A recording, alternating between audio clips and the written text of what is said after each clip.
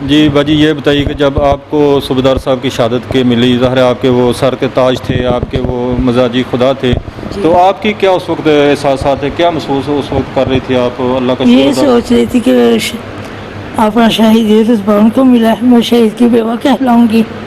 और साथ गम भी था थोड़ा बहुत, तो बस यही थी दिल में।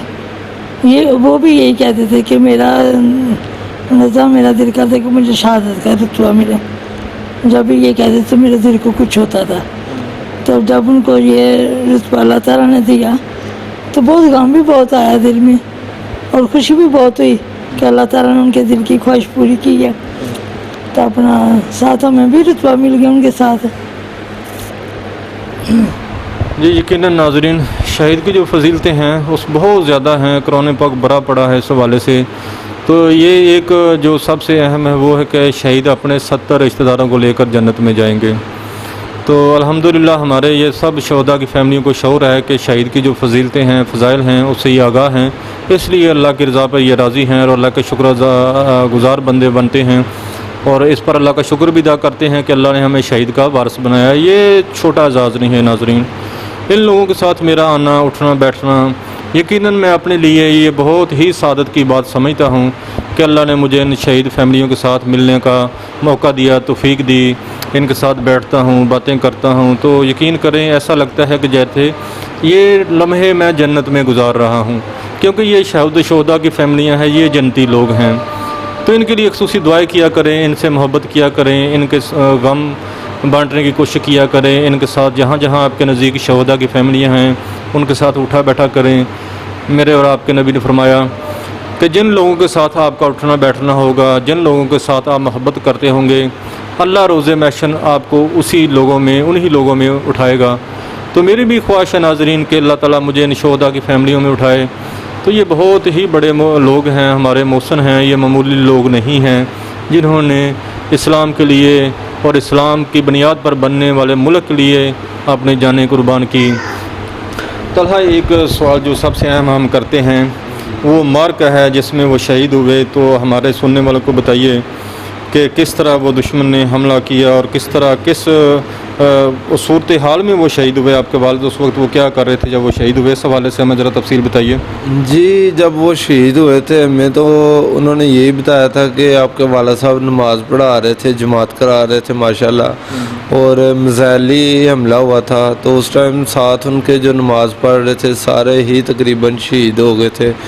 तो उधर और भी काफ़ी ज़्यादा थे, ये नहीं कि मेरे अकेले वाला साहब थे, और भी लोग साथ नमाज़ पढ़ रहे थे। तो सब भी तकरीबन उसी ब्लास्ट में शहीद हुए थे। तो हमें तो फ़ौज वालों ने यही बताया था कि आपके वाला साहब जमात करा रहे थे, तो जब वो शहीद हुए हैं। जी माशाल्लाह, सुना आपने।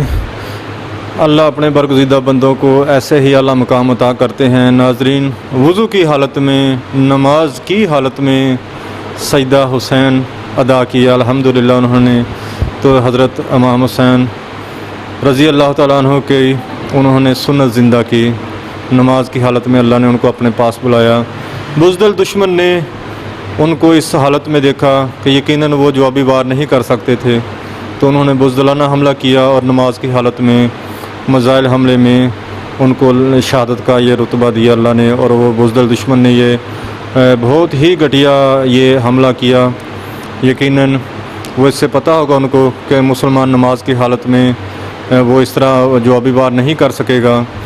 तो तलहा एक छोटा सा एक और सवाल है इस हवाले से कि जब यहाँ का कफन दफन कर रहे थे लोग, तो उस वक्त आपको क्या एहसास हो रहा था? अपने अब्बू की वो फ़ख्र हो रहा था कि इतना बड़े लोग आए हैं मेरे अब्बू के जनाजे पे और उनका कफन दफन कर रहे थे, तो अपने अब्बू का प्राउड फील कर रहे थे आप उस वक्त?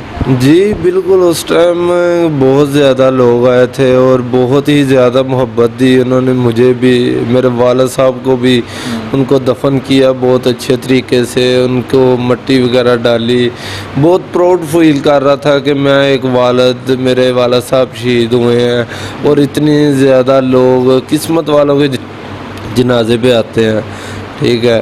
और उस टाइम तो मेरी फीलिंग ही और थी ना, कुछ फ़ौज वाले आए हुए थे, उन्होंने मुझे बहुत ज़्यादा हौसला दिया, मेरे साथ प्यार किया, मोहब्बत की।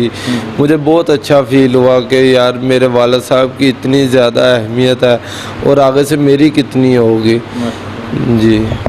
तो बहन जी आपसे एक है इस हवाले से कि आपके इलाके के अहले जो इलाका थे वो ख़वातीन ज़ाहिर आती हैं, वो ज़्यादा शोर शराबा करती हैं, तो आपको इस हवाले से किन परेशानियों का कोई सामना हुआ कि लोगों ने मुबारकें दी या अफसोस कर रहे थे लोग आपके इलाके? अफसोस कर रहे थे, मुबारक तो किसी ने भी नहीं दी थी। मेरे मेके वालों ने दी थी मुझे मुबारक, मेरी बहनों ने, मेरी भाभी ने, तो और किसी ने भी नहीं मुझे मुबारक दी थी। मेरे अपनों ने दी थी मुझे मुबारक। मेरे भाई बहुत परेशान थे, वो कहते बहन कैसे आप में कोई बात नहीं, शहीद की बेवा तो कहलाऊंगी ना। बस जी, यही ना- ख्वाहिश थी दिल में, तो अल्लाह ताला ने वो पूरी की है उनकी।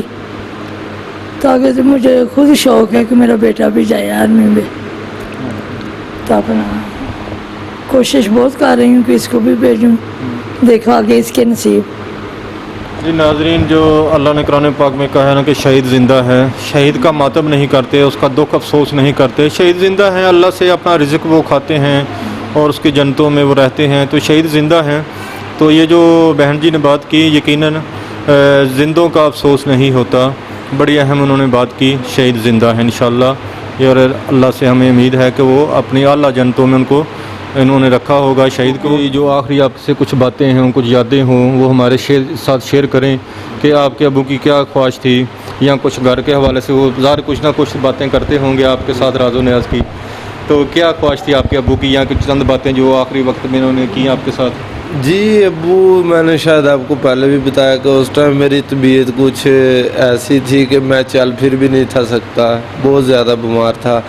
तो मेरे साथ जब उनकी लास्ट टाइम बात हुई थी तो उन्होंने मुझे यही बोला कि बेटा आप टेंशन ना लो, अल्लाह ताला खैर करेगा, मैंने आ जाना 1 वीक तक, तो फिर मैं आ जाऊँगा, फिर आपको मैं डॉक्टर के पास, अच्छे डॉक्टर के पास ले जाऊँगा। तो मैंने भी उनसे बोला, मैंने कहा चलें ठीक है, दे आपको पता है वाला साहब का तो हौसला ही बहुत ज़्यादा होता है, वो एक बात कह दें तो वो ही बहुत है।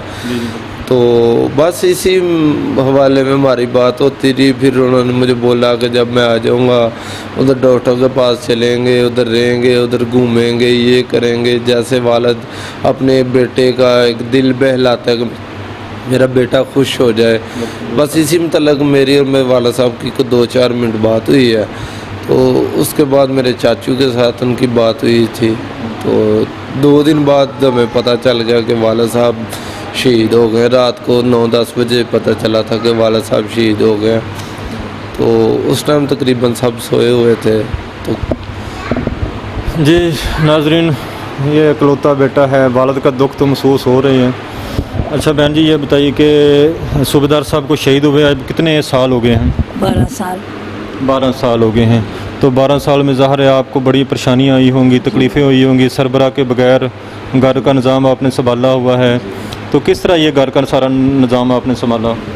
बस ठीक तरीके से संभाला हुआ है, घर का बहुत अच्छी तरह निज़ाम चल रहा है, पर उनकी कमी जो है वो तो नहीं पूरी हो सकती, जितना मर्जी बेशक मैं करूं।